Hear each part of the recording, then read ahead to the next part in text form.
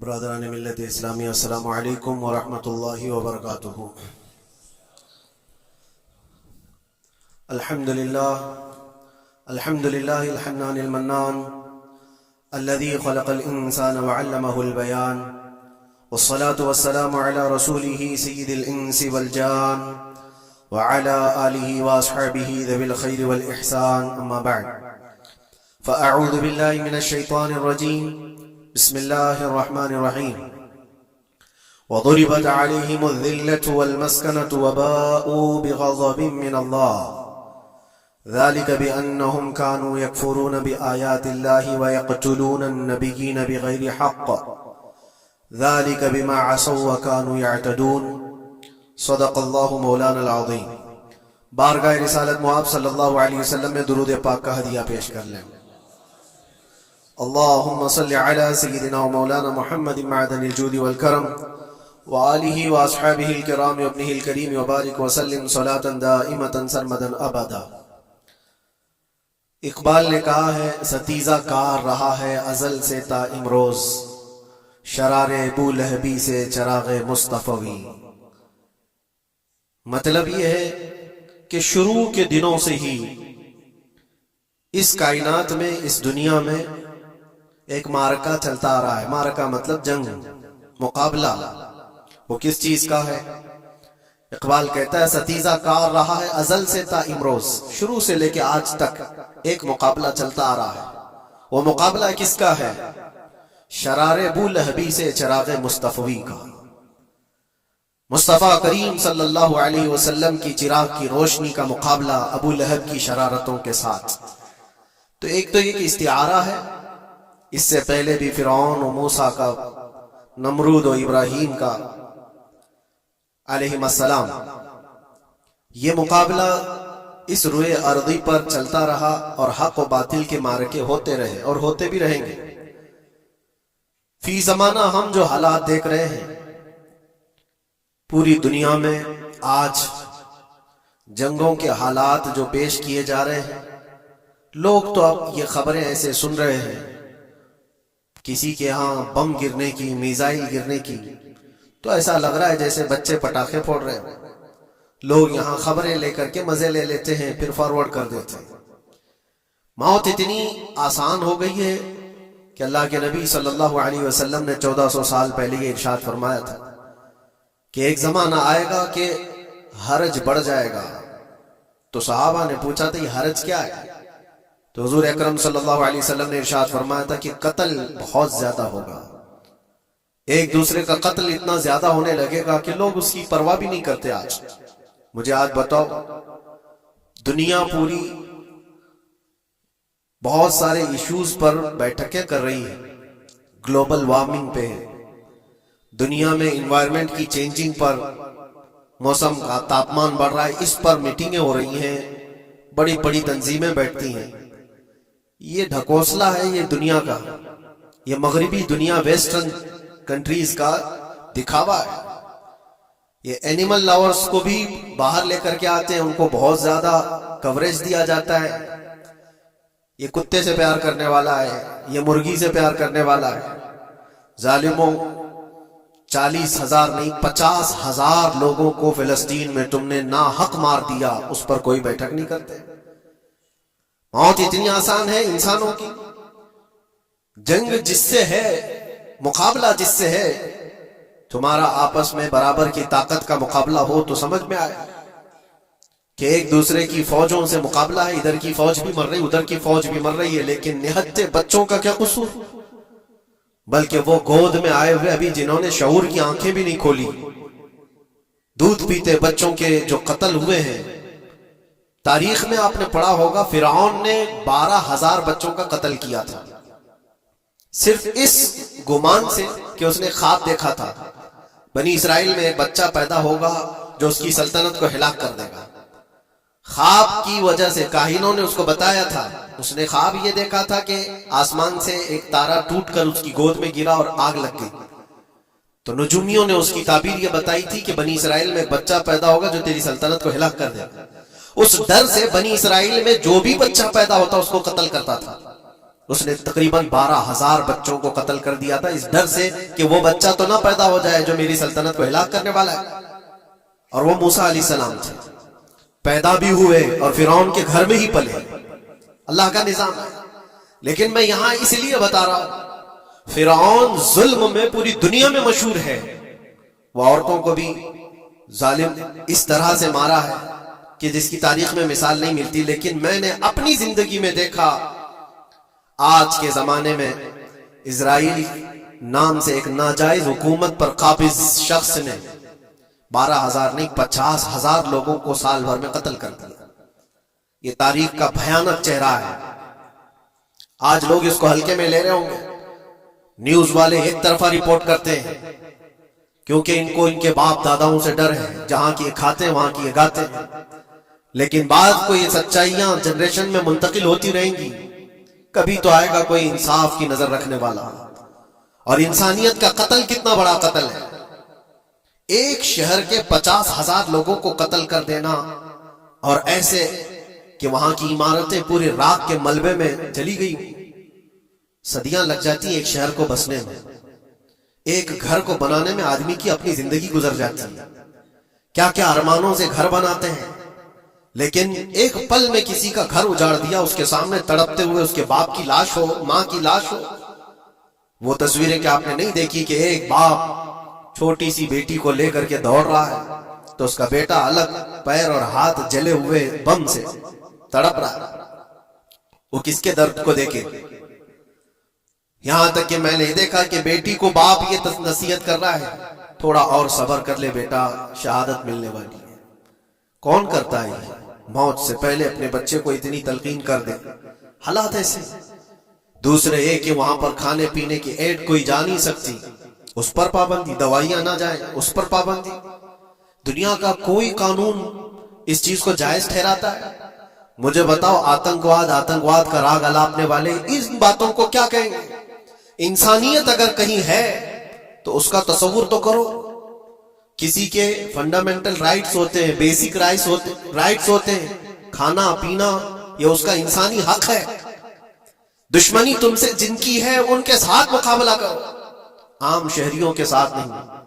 مخبر صادق رسول اکرم صلی اللہ تعالی علیہ وسلم کی تعلیمات دیکھو، جہاد کو لے کر جو پروپیگنڈا تم پھیلاتے ہو، اور ہر چیز کو جہاد کا لفظ دے کر کے ایک ایسا نیریٹو کریٹ کرتے ہو کہ لوگوں کے دماغ میں ایک پروپیگنڈا پھیل جائے۔ آؤ میں تمہیں سناتا ہوں، رسول پاک صلی اللہ تعالی علیہ وسلم جب صحابہ جہاد میں جاتے تو ان کو کن باتوں کی تلقین کرتے تھے؟ سب سے پہلے مجاہدین صحابہ سے کہتے جس جگہ تم جا رہے ہو مقابلہ تمہارا جن کے ساتھ ہے انہی سے مقابلہ کرنا، جو تمہارے خلاف تلوار اٹھائے اس کے خلاف تم تلوار اٹھاؤ، اور راستوں پر بیٹھے ہوئے بوڑھوں کو ہاتھ نہ لگانا، کسی عورت کے ساتھ چھیڑ چھاڑ نہ ہو، حاملہ عورتیں اگر قید میں آ جائیں تو انہیں چھوڑ دینا، یہ حضور پاک صلی اللہ علیہ وسلم کی تعلیمات ہیں۔ حتیٰ کہ رسول کریم صلی اللہ علیہ وسلم نے فرمایا جس شہر میں تمہارا غلبہ ہو جائے، تم غالب آ گئے وہاں کی فوج پر، تو وہاں کے رہنے والوں کے بچوں کو نہ ظلم کرنا، ان کو نہ پکڑنا۔ پھر تعلیمات میں یہ ہے وہ چاہے جس مذہب کے بھی لوگ ہیں ان کے معبدوں کو، ان کی عبادت گاہوں کو ختم نہیں کرنا، ان کی عبادت گاہوں کو توڑ پھوڑ نہ کرنا جس شہر میں تم جا رہے ہو۔ یہاں تک کہ حضور اکرم صلی اللہ علیہ وسلم کی تعلیمات تو دیکھو، حضور یہ تک فرماتے تھے مجاہدین صحابہ کو کہ جس شہر میں تم جا رہے ہو وہاں کے درختوں کے پتے بھی نہ اکھاڑنا، درختوں کو بھی نہ نقصان پہنچانا۔ جنگی تعلیمات کو آج کوئی نظر میں نہیں رکھتا ہے۔ دنیا کہتی ہے کہ جنگ کے دوران بھی کچھ اصول ہوتے ہیں، لیکن کوئی اصول نہیں۔ ہم نے دیکھا ہے جس کی طاقت ہے اس کا بول بالا ہے، یہ دنیا ان کے خلاف کبھی کوئی بات نہیں کرتی۔ آج سے تقریباً 20 سال پہلے بھی عراق کی کیا حالت تھی آپ نے دیکھا ہوگا، ایک جھوٹے پروپیگنڈے کی وجہ سے پورے عراق کو تباہ کیا گیا، آج تک وہ سنبھل نہیں پایا ہے۔ نیوکلیئر پاور عراق کے اندر موجود ہے، اس کے ری ایکٹر وہاں پر موجود ہے، کیا کیا چیزیں اس زمانے میں پھیلائی گئی، سوشل میڈیا تو نہیں تھا اتنا، دنیا نے یہ مان لیا کہ ہاں دادا کہہ رہا ہے تو ہوگا، اور حملہ کیا اسی بنیاد پر۔ 20 سال ہو گئے آج تک عراق میں کوئی نیوکلیئر پاور پلانٹ نہیں نظر آیا، کہیں نہیں۔ ایک جھوٹے پروپیگنڈے کی وجہ سے وہاں کے کتنے لاکھ لوگوں کو بے گھر ہونا پڑا ہے بتایا۔ कुछ जगह ऐसी है जहां बम बरसाए गए, आज तक वहां कोई सब्जा नहीं उगता, कोई वहां पर फसल नहीं होती। मैंने खुद अपनी आंखों से देखा एक नया मैदान जिसमें लोग फुटबॉल खेलते थे, चंद सालों के बाद देखो तो पूरा मैदान कब्रों से भरा हुआ है। कब्रें हैं वहां पर, पूरी कब्रें। लोगों को जनाजा उठाने के लिए लोग नहीं मिलते। मौत इतनी आम कर दी गई थी। इन बातों को कोई कहता है? आपने सुना कभी अबू गुरैब जेल के मुतालिक? कैदियों के साथ जो वहशियाना सलूक किया इन गोरों ने, अल्लाह की पनाह, बहुत सख्त किस्म के, दुनिया में बदनाम जमाना जेल उसको कहा जाता है। हर तरह की वहां पर कैदियों के साथ आजमाइशें हुई, हर तरह की। उन पर कुत्ते छोड़ देना, उनकी शर्मगाहें काटना, उन पर पेशाब करना, हर चीज जो इंसानियत सोज है, इंसानियत को हिला जला देने वाली है, ये सारी हरकतें की गई। दुनिया खामोश है उस सिलसिले में। क्यों? सुपर पावर के 1000 गुना भी हजम कर लिए जाते हैं। छोटा मुल्क या गरीब आदमी कोई बात करे तो सारे उस पर टूट पड़ते हैं। आज मैं एक चीज आपको बताना चाह रहा हूं कि ये कोई नई चीज नहीं है जो हो रही है आज दुनिया में, ये फैलने वाली है और कयामत के करीब हम आ चुके हैं। हो सकता है दुनिया पूरी जंगों के लपेट में हो, जो रसूल पाक सल्लल्लाहु अलैहि वसल्लम ने इरशाद फरमाया, कत्ल इतना बढ़ जाएगा कि 100 लोग हो तो 99 मर जाएंगे, एक बच जाएगा। कत्ल इतना बढ़ जाएगा, ये जंग की आग हो सकता है आसपास सब फैल जाए, जिसकी वजह से इस वबा में, इस बला में सब मुलविस होने लग जाएंगे।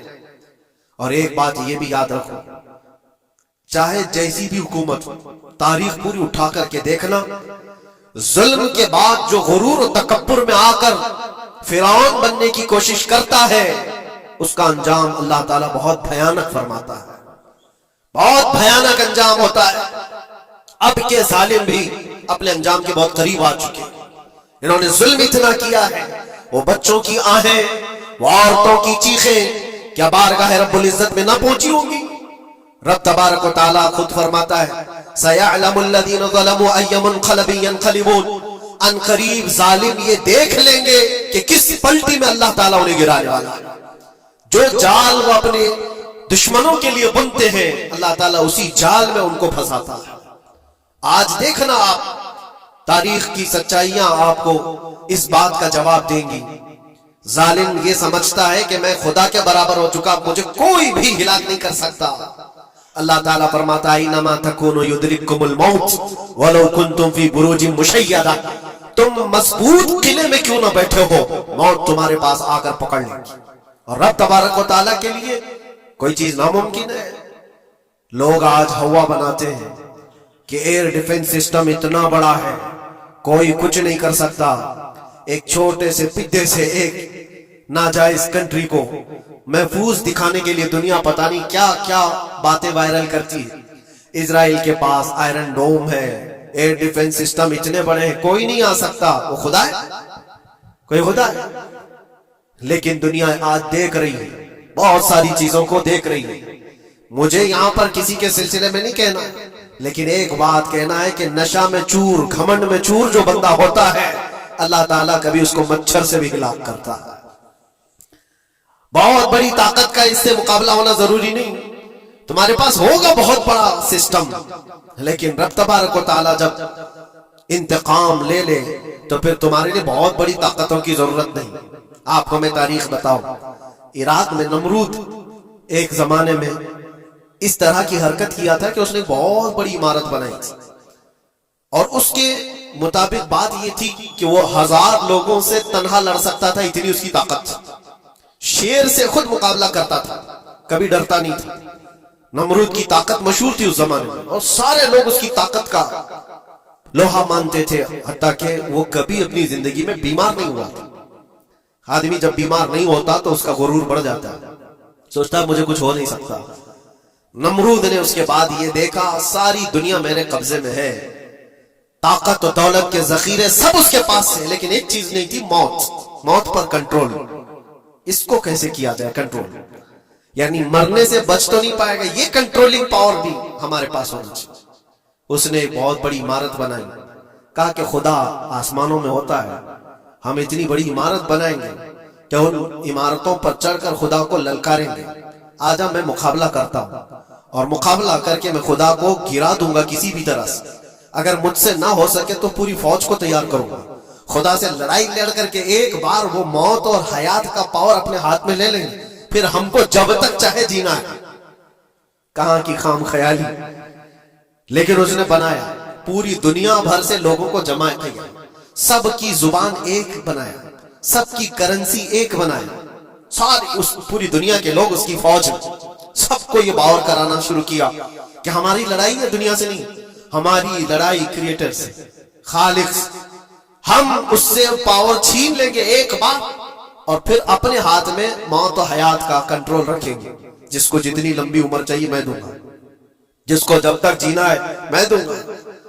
ازل سے لے کر ابد تک یہ سارے خیالات اس کے تھے, اور اس نے جمع کیا, عمارت بھی بنایا, فوج بھی تیار کیا.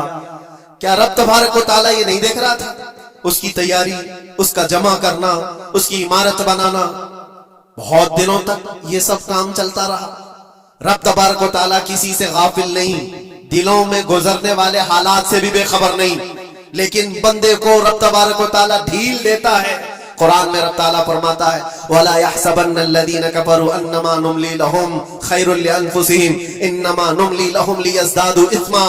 کافر جو ان کو ڈھیل ملی ہے یہ نہ سمجھیں کہ ہم نے جو ان کو چھوڑ رکھا ہے ان کے لیے بہتر ہے, بلکہ اس لیے ہم چھوڑ رکھے کہ وہ اور زیادہ کریں, اور زیادہ کریں. لِيَزْدَادُوا إِثْمًا وَلَهُمْ عَذَابٌ مُهِينٌ, پھر ہم ذلت والا عذاب انہیں دینے والے ہیں. یہ مت سمجھ لو کہ رب تبارک و تعالیٰ ان سب چیزوں سے بے خبر ہے. نمرود اتنا سب کرتا رہا, اللہ نے اس کو چھوڑ رکھا. بنا لی لمبی عمارت, بنا فوج بھی بنا لی, ساری چیزیں بنا لیا. مقابلے کے لیے اس نے دن بھی طے کر لیا. اس کے بعد اس کو خدا سے لڑائی لڑنی تھی, کہاں خدا تک پہنچنے کی بات. لیکن بندہ جب غرور و تکبر میں آتا ہے تو وہاں تک بھی سوچتا ہے. اسے موت پر کنٹرول حاصل کرنا تھا, بس یہ ایک چیز تھی. پھر جب وہ دن آیا, کتابوں میں ملتا ہے اللہ تبارک و تعالیٰ نے فرشتے اس کی جو تعداد ہے اس کا کسی کو علم نہیں. بارش کے جتنے قطرات گرتے ہیں نا, ایک ایک فرشتہ بوند لا کر رکھتا ہے. اب آپ اندازہ کر سکتے ہیں فرشتوں کی تعداد کتنی ہو سکتی. اس میں جو بڑے فرشتے ہیں وہ جبرائیل, میکائیل, اسرافیل اور اسرائیل علیہ السلام, جو سردار ملائکہ ہیں, فرشتے ہیں. ان کے اپنے اپنے کام ہیں, بہت پاورفل فرشتے ہیں. ان کی بات نہیں کرنا. کسی ایک عام فرشتے کو رب تبارک و تعالیٰ نے بلایا اور فرمایا جاؤ زمین پر, ہمارے ایک بندے نے ہم سے لڑائی کا ارادہ کر لیا ہے. اس کی طاقت و قوت اور اس کی جمع شدہ ساری چیزوں کو دیکھ کر کے آؤ. وہ فرشتہ زمین پر آیا. جس جگہ پر اس نے یہ سب جمع کیا تھا, فرشتہ اتر کر صرف اپنے پیر ہلایا تھا, پوری عمارت بھسم ہو گئی. کچھ نہیں کیا تھا, اس کی بنائی ہوئی عمارت بھسم ہو گئی. جتنی فوج جمع کیا تھا سب کیڑے مکوڑوں کی طرح مر گئے, اور سب کی زبانیں مختلف ہو گئی, کوئی ایک دوسرے کو پہچان نہیں پا رہا. یہ منٹوں کی بھی بات نہیں تھی, سیکنڈوں کی بات تھی. فرشتہ واپس چلا گیا, نمرود کا زوال ہو گیا, ختم ہو گیا. یہ تاریخ کی ایک بات ہے, اور یہ روایت ہم اپنی کتابوں میں نہیں رکھتے, یہ روایت یہودیوں کی کتابوں سے ہی ہے. یہودی اس بات کو یقین کرتے ہیں, اور اسی وجہ سے اس بات پر وہ دوبارہ عمل کرنے کے لیے پھر کوشش میں ہے. نیو ورلڈ آرڈر جو کہا جاتا ہے, پوری دنیا کو اکٹھا کرنا, ایک کرنسی بنانا, ایک لینگویج پر لانا, اور سب کو ملا کر کے ایک طاقت حاصل کرنا, اسپیس پر جانا, اور پھر وہی چیزیں دہرانی جا رہی ہے دنیا. وہی چیز ایک دوبارہ بار ٹرائی کرنا ہے, جس کے لیے آپ کو پتہ ہے یہ چھوٹی سی قوم پوری دنیا پر کنٹرول حاصل کرنے کے کیسے کیسے خواب دیکھتی ہے. اگر آپ چاہیں, اسلام دشمنی تو ان کی پرانی ہے, لیکن یہ جو 50,000 لوگوں کا قتل ہے یہ صرف اور صرف ان کے اپنے ایک چھوٹے مقصد کے لیے. ہو سکتا ہے بہت ساری باتیں, غزہ پٹی ایک ہی علاقہ بچا ہوا ہے فلسطین کا, باقی سب تو یہ قبضہ کر چکے 1947 کے بعد, 48 کے بعد. چھوٹا سا حصہ جو باقی غزہ پٹی جس کی 20 لاکھ کی آبادی, اس علاقے پر اتنی زیادہ کیوں کرورتا ہے, کیوں؟ باقی سب جگہ پر اور بھی دیگر جگہ پر, یروشلم میں, ویسٹ بینک میں, کئی جگہوں پر مسلمان آباد ہیں. یہ غزہ کے لیے کیوں اس قدر سختیاں ہیں؟ دنیا کو بتانے کے لیے تو یہ ایک آتنکواد جماعت ہے حماس, جس کا مقابلہ کرنے کے لیے ہم یہ حملے کر رہے ہیں. لیکن آج تک یہ دنیا کو بتا نہیں سکے کتنے حماسیوں کو قتل کیا، کتنے حماس کے لوگ پکڑے گئے، کتنوں کو مارا گیا، چند ہوں گے، لیکن اس کے بدلے میں جو بھاری قیمت چکائی ہو غزہ کے نہتے لوگوں نے، 50,000 لوگوں کا قتل، یہ تو ریکارڈ پہ دکھ رہا ہے، باقی اللہ عالم، باقی کتنے ہیں جن کی تعداد مل نہ سکی ہو۔ بعض دانشوروں نے یہ بھی بتایا اس کو صرف اور صرف ایک کینل بنانا ہے جو دنیا کی ٹریڈنگ پر قبضہ حاصل کرنے کے لیے، جو سوئس کینال ہے ایجپٹ کا، جس سے میڈیٹرین سی سے لے کر کے گزرتے ہیں، 2 سمندروں کو جوڑنے کے لیے ایک کینل ہے مصر میں، ایجپٹ میں، جہاں سے ایجپٹ ہر گزرنے والے جہاز سے ٹیکس لیتا ہے، ہر گزرنے والے جہاز سے ایک بھاری قیمت لیتا ہے، جس سے ٹریڈنگ پر اثر بھی رہتا ہے، اور جب وہ چاہے بند کرے، 2 مرتبہ اس نے بند بھی کیا تھا تاریخ میں 1950 کے بعد۔ اور یہ خواب دیکھتا ہے اسرائیل کہ ہم اپنی ہی جگہ سے ایک کینل بنا لیں تقریباً 300 کلومیٹر، جس کے لیے اس کو غزہ حاصل کرنا بہت ضروری ہے۔ یہ بعض لوگوں کی اپنی تحقیق ہے۔ تو کیا کوئی اپنے مفاد کا حاصل کرنے کے لیے 50,000 لوگوں کا قتل کر سکتا ہے؟ دنیا کو یہ بھیانک چہرہ بھی تو معلوم ہونا چاہیے۔ اگر ان کو کوئی راستہ بنانا ہے تو اس کے لیے انسانیت کا قتل کرنا۔ میں آپ کو ایک بات عرض کیے دیتا ہوں، قرآن پاک نے جو فرمایا وہ حق ہے، 100% حق ہے۔ اللہ نے فرمایا، میں نے خطبے کے بعد جو آیت پڑھی، وَضُرِبَتْ عَلَيْهِمُ الذِّلَّةُ وَالْمَسْكَنَةُ، اللہ فرماتا ہے ان پر ذلت اور غربت لکھ دی گئی ہے، کس پر؟ یہودیوں کے متعلق۔ وَبَاءُوا بِغَضَبٍ مِّنَ اللَّهِ، اور اللہ کے غضب میں رہیں گے وہ ہمیشہ۔ آپ سورہ فاتحہ میں پڑھتے ہیں نا، غیر المغضوب علیہم ولا الضالین، مغضوب کا مطلب کیا ہے؟ جن پر اللہ کا غضب ہوا، اور وہ یہود قوم ہے۔ قرآن پاک کی میں آپ کو بات بتا رہا ہوں، اور اللہ تعالیٰ فرماتا ہے وجہ کیا ہے؟ ذالک بانہم کانوا یکفرون بآیات اللہ، وہ اس لیے کہ اللہ کی نشانیوں کو ٹھکراتے، ویقتلون النبیین بغیر حق، اور اللہ کے نبیوں کو ناحق قتل کرتے۔ اب دنیا کو یہ افسوس ہو رہا ہوگا، جیسے میں نے ابھی بتایا 50,000 لوگوں کا قتل وہاں کر دیا، ایران میں گھس گیا، شام میں گھس گیا، لبنان میں گھس گیا، ہر جگہ مار مار مار اور لوگوں کا قتل۔ میرے عزیزو، یہ تو عام لوگوں کا قتل ہے، اور قرآن یہ کہتا ہے یہ وہ قوم ہے جو اللہ کے نبیوں کو قتل کرتی تھی، اور تاریخ میں ہے تقریباً 10,000 نبیوں کو انہوں نے قتل کیا ہے، 10,000 نبیوں کو انہوں نے قتل کیا ہے، صرف اپنی من مانی بات نہ پائے جانے کی وجہ سے۔ حضرت زکریا علیہ السلام کی بات معلوم ہے، یہ تو بیت المقدس کے متولی تھے، زکریا علیہ السلام بیت المقدس کے امام تھے، جن کا ذکر ہے قرآن پاک میں۔ حضرت زکریا علیہ السلام کے پیچھے یہی قوم جو ان کی امت میں تھی، یہودیوں کے لیے بھی وہ مقدس نبی تھے، لیکن ان ظالموں نے حضرت زکریا علیہ السلام کو دشمنی میں رکھ کر کے ایسا قتل کیا تھا، اللہ اکبر۔ زکریا علیہ السلام ان سے بھاگ کر کے نکلے تھے، اور ایک درخت کو جا کر کہا، اے درخت کھل جا، میں تجھ میں آتا ہوں۔ درخت کھل گیا، حضرت زکریا علیہ السلام اس میں اندر چلے گئے، درخت پھر بند ہوا، تاریخ میں موجود ہے۔ ابلیس لعین نے، شیطان مردود نے یہودیوں کو راستہ بھی بتایا اور درخت بھی بتایا کہ اس کے اندر زکریا چھپے ہوئے، اس کے اندر زکریا ہے۔ یہودیوں نے تیز آری لے کر کے درخت کو اوپر سے کاٹنا شروع کیا کہ درخت کے 2 ٹکڑے ہوں گے تو زکریا علیہ السلام تک بھی پہنچ جائے۔ انہوں نے آری سے کاٹتے کاٹتے کاٹتے ان کے سر تک پہنچا دیا، اور جب حضرت زکریا علیہ السلام کو اپنے سر کے اوپر سے کٹنے کی آواز آنے لگی تو اب سوچا کہ اب یہ آری سے پورا کٹ جائے۔ اللہ تعالیٰ کی طرف سے ندا آئی، اے زکریا صبر کر لو، اگر تم اس پر آواز نکالو گے تو صبر والوں میں سے تمہارا نام نکل جائے گا۔ یہاں تک کہ تاریخ میں ہے وہ یہودیوں نے آری سے کاٹتے کاٹتے حضرت زکریا علیہ السلام کے سر کو چیر دیا، اور جسم کے 2 ٹکڑے ہو گئے۔ اللہ کے نبی خاموش رہے، صبر کر کے رہ گئے۔ ان کے بیٹے یحییٰ علیہ السلام نے یہودیوں کے ایک گورنر یا بادشاہ کو یہ کہا تھا کہ ایک نکاح میں 2 بہنوں کو رکھنا جائز نہیں۔ اس نے 2 بہنیں ایک ساتھ اپنی زوجیت میں رکھا تھا۔ صرف اتنی بات پر حضرت یحییٰ علیہ السلام صرف 33 سال کے جوان تھے، اس یہودی ظالم نے یحییٰ علیہ السلام کے سر کو کاٹ کر کے برتن میں لا کر ناشتے میں رکھا تھا۔ اللہ کے نبی کی بات کر رہا ہوں، اللہ کے نبی کے سر کو کاٹ کر تشت پہ رکھا تھا۔ लेकिन तारीख की सच्चाइयां बताती हैं कि वो कटे हुए सर से यहया अलैहिस्सलाम बोलते थे, ए जालिम अब भी मैं कहता हूं एक निकाह में 2 बहनों को रखना हराम है, हराम है। ये अल्लाह के नबियों की जिंदगी में बता रहा हूं जिनके साथ इन्होंने किया। ईसा अलैहिस्सलाम, ये पागल ईसाई जो आज उनकी कपड़ों में जाकर बैठे हुए होते हैं, जबकि जिंदगी भर ये लड़ते रहे। कुरान भी कहता है वकालतिल यहूदु लैसतिन नसारा अला शै वकालतिन नसारा लैसतिल यहूदु अला शै।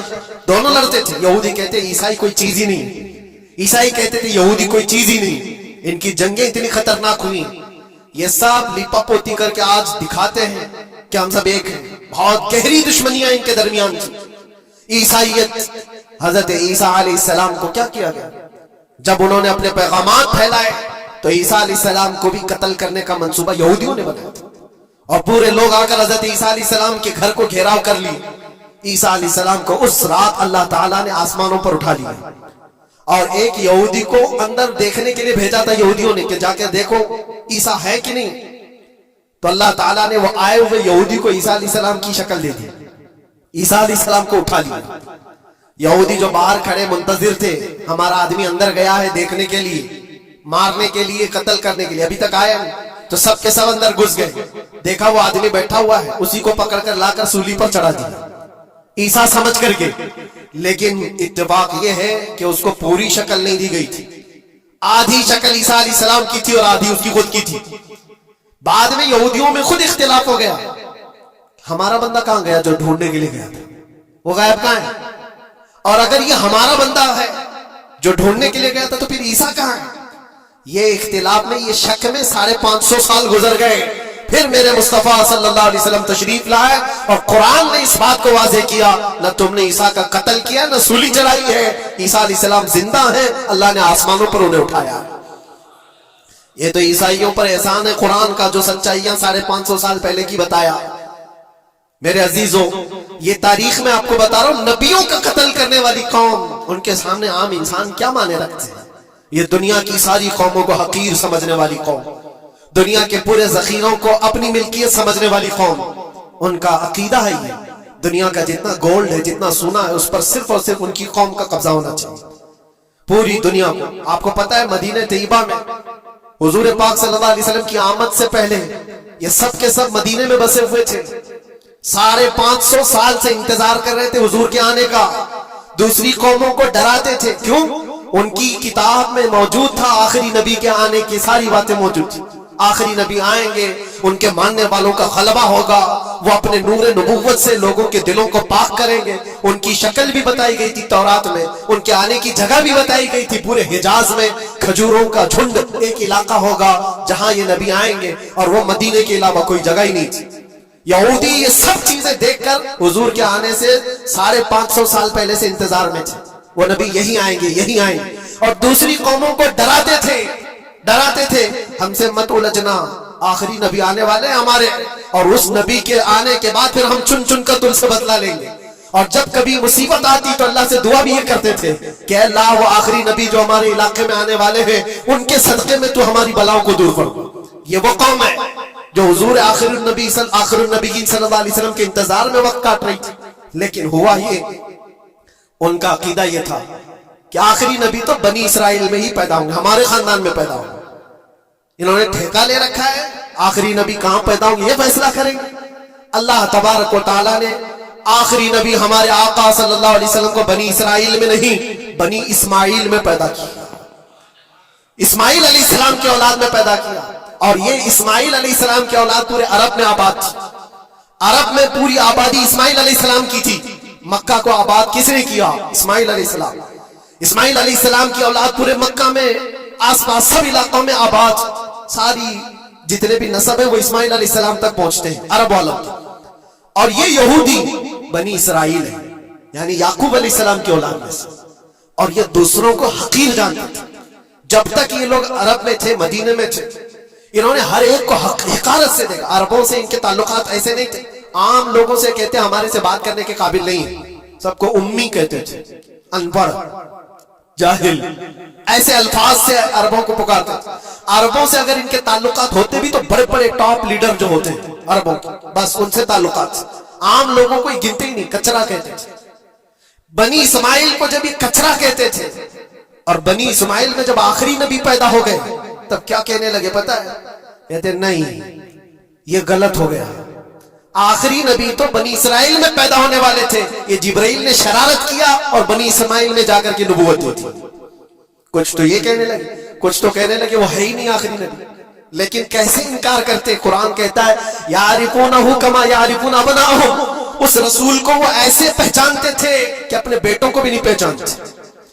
ان کے بیٹوں کے صحیح ہونے پر بھی ان کو اتنا یقین نہیں تھا کہ ہمارا ہی بیٹا ہے یا نہیں، لیکن حضور کو دیکھ کر کے یہ یقین تھا کہ آخری رسول ہی، آخری رسول ہونے کی ساری نشانیاں انہوں نے جو پڑھی تھی وہ سب حضور کے پاس موجود تھی۔ اسی لیے تو میرے عزیزوں، جو صحابہ یہودیت سے اسلام میں آئے انہوں نے سب نشانیاں دیکھی۔ حضرت سلمان فارسی کی بات بتا رہا ہوں، وہ عیسائیت میں تھے، سالوں انہوں نے عیسائیت میں گزارے، اور انہوں نے بھی یہی سب باتیں سنی تھی۔ یثرب ایک علاقہ ہے حجاز میں، کھجوروں کے باغات کا جھنڈ ہے، وہاں پر آخری نبی وہیں آنے والے۔ تو یہ کہاں سے آئے تھے؟ سلمان فارسی عراق سے آئے تھے، مدینے میں آ کر غلام بن گئے، ایک کھجوروں کے باغ میں کام کرتے تھے برسوں تک۔ پھر وہ وقت آ گیا جب حضور پاک صلی اللہ تعالیٰ علیہ وسلم مکہ سے ہجرت کر کے مدینے آئے تھے۔ مسجد قباء جہاں ہے وہاں 14 دن تک حضور قیام کیے ہوئے تھے۔ تو وہ باغیچے کا جو مالک ہے، سلمان فارسی کا جو مالک تھا، اس کا بھتیجا آ کر کے خبر دیتا ہے، چاچا سنا ہے کہ نہیں خبر؟ یثرب میں ایک شخص آیا ہے مکہ سے، حسین چہرہ ہے، گلابی رنگت ہے، بولتا ہے تو لوگ سب اس کی طرف دیکھتے ہیں، اور وہ کہتا ہے کہ میں اللہ کا آخری رسول ہوں۔ یہودی کا بھتیجا اپنے چاچا کو خبر دے رہا ہے۔ سلمان فارسی کھجور کے درخت کے اوپر بیٹھے کھجور کاٹ رہے تھے یا صاف کر رہے تھے، یہ خبر سنے کہ وہاں سے چھلانگ لگا کر نیچے آ گئے، جس کے انتظار میں تو سالوں گزار دیا تھا۔ کیا کہا تم نے؟ مالک نے ایک تھپڑ رسید کیا اور کہا تو غلام ہے، آقاؤں کی بات میں دخل اندازی مت کر، جا تو اپنا کام کر۔ لیکن ان کی بے چینی تھی کہ وہ اگر آخری رسول آ چکے تو میری زندگی کا تو مقصد یہی ہے۔ پھر انہوں نے وقت نکالا دن کا اور حضور پاک صلی اللہ علیہ وسلم کے پاس پہنچ گئے۔ جب رسول کریم صلی اللہ تعالیٰ علیہ وسلم صحابہ کے ساتھ موجود تھے، دیکھیں علامتیں جو انہوں نے پڑھی تھی اپنی کتابوں میں، وہ صاحب جانچنا بھی چاہتے تھے۔ کھجوریں لے کر کے گئے اور کہا یا رسول اللہ یہ قبول کیجیے، یہ صدقہ ہے۔ حضور نے لیا اور سب کو بانٹ دیا، اس میں سے کچھ بھی نہیں کھایا، کیونکہ سلمان فارسی نے پڑھا تھا کہ آخری رسول صدقہ نہیں کھائیں گے۔ ایک نشانی دیکھ لی انہوں نے۔ دوسرے دن آئے، پھر موقع نکالا اور کھجوریں لی اور آئے، حضور سے آ کر کے کہا کہ یہ لیجئے، قبول کیجیے، یہ ہدیہ ہے۔ حضور نے خود بھی کھایا اور سب کو تقسیم کیا، کہا یہ کتاب میں موجود ہے، وہ آخری رسول ہدیہ کو انکار نہیں کریں گے، تحائف قبول کریں گے۔ دو علامتیں دیکھی۔ پھر ایک دن، تیسرا دن تھا، رسول پاک صلی اللہ علیہ وسلم ایک جنازے میں تھے، تہبند تھی حضور کی، چادر تھی جسم کے اوپر۔ سلمان فارسی ایک اور نشانی دیکھنے کے لیے آئے ہوئے تھے جو کتابوں میں پڑھی تھی، کبھی حضور کے دائیں آتے، کبھی بائیں آتے، کبھی آگے کبھی پیچھے، پوچھنے کی یا کچھ بات کرنے کی کوشش کر رہے تھے۔ حضور صلی اللہ علیہ وسلم نے ان کو دیکھ لیا اور کہا سلمان آ جاؤ ادھر۔ ادھر بلایا، اپنی چادر ہٹائی اور کہا یہ مہر نبوت دیکھنے کے لیے آئے تھے۔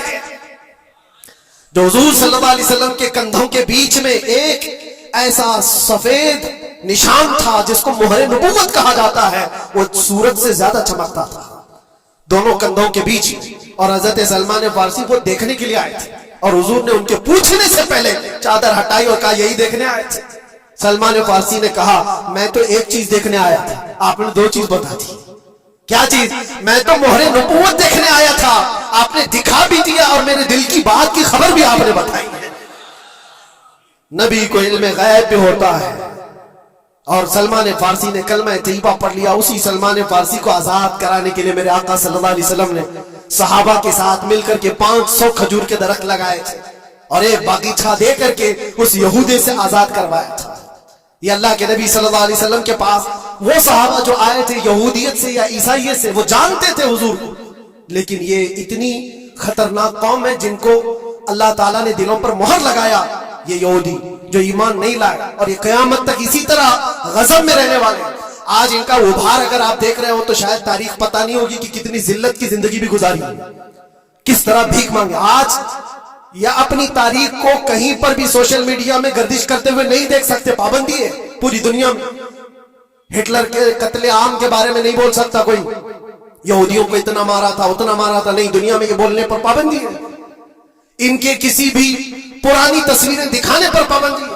آج خود اپنے ملک میں ہونے والے حملوں کی تصویر نہ دکھائی جائے، اس پر پابندی ہے۔ یہ تو تم کب تک عیب چھپاتے رہو گے؟ جہاں سڑن ہوتی ہے بدبو آئی جائے گی۔ اور ان قریب میرے عزیزوں قرآن کی وہ بات یاد رکھو، اللہ نے فرمایا سَيَعْلَمُ الَّذِينَ ظَلَمُوا أَيَّ مُنْقَلَبٍ يَنْقَلِبُونَ، ان قریب ظالم یہ دیکھ لے گا کہ اللہ اس کو کس کھائی میں گرانے والا ہے۔ کیا ابرہا بہت سارے منصوبے بنا کر کعبہ ڈھانے نہیں آیا تھا؟ اللہ نے ابابیل چڑیوں سے اس کو ہلاک کیا تھا، فرعون کو پانی سے غرق کر دیا تھا، نمرود کو مچھر سے ہلاک کر دیا تھا۔ بڑے بڑے طوفانی طاقتوں کے بادشاہ دنیا میں آئے، لیکن اللہ نے ان کو بہت چھوٹی طاقتوں سے ہلاک کیا۔ لوگ آج یہ مقابلہ کمپیریزن کرتے ہوئے بیٹھے رہتے ہیں، ایک طرف ایران ہے، ایک طرف غزہ ہے، ایک طرف سپر پاور حکومتیں ہیں۔ یہ سارے کمپیریزن دنیا کے ہو سکتے ہیں، لیکن رب تبارک و تعالیٰ کی بادشاہت اور اس کی سلطنت جب انتقام پر آ جائے تو پھر میرے عزیزوں کسی ملک کی بھی ضرورت نہیں، صرف ہواؤں سے مولا تعالیٰ طاقتوں کو ختم فرما دیتا۔ دنیا میں پھیلے ہوئے ایک کورونا کو تم قابو میں نہیں کر پا رہے تھے، ایک چھوٹا سا کیڑا ہوگا، ایک بیکٹیریا ہوگا جس کو کنٹرول میں نہ لا سکے اور کروڑوں موتیں ہو گئی۔ کون تھا یہ؟